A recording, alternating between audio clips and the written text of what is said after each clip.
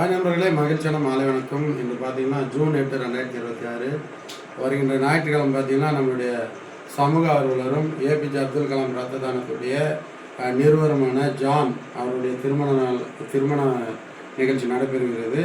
காலையில் பார்த்தீங்கன்னா நம்ம சகாய ஆலயம் இருக்கு இல்லைங்களா, ரயில்வே ஸ்டேஷனில் அங்கே வந்து திருமணம் நடைபெறும்.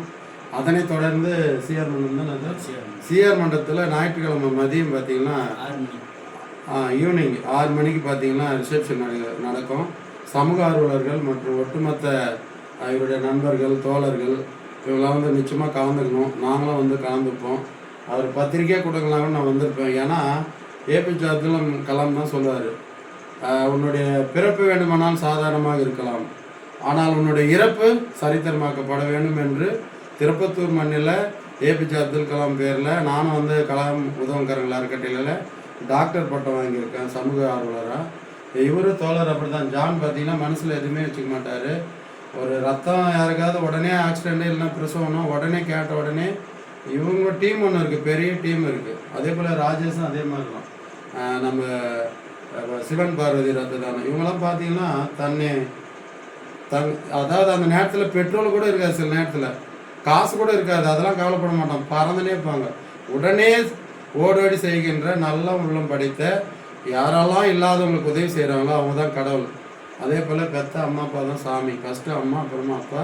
நான் சாமியை இப்போ இருக்கிறதுக்கு காரணம், அப்பா அம்மாவெல்லாம் சொத்து வேணும்னு சொல்லி வாங்கிட்டு இந்த ரோட்டில் சாப்பாடு கொடுக்கும்போது ரொம்ப அழுறாங்க பெரியவங்களாம்.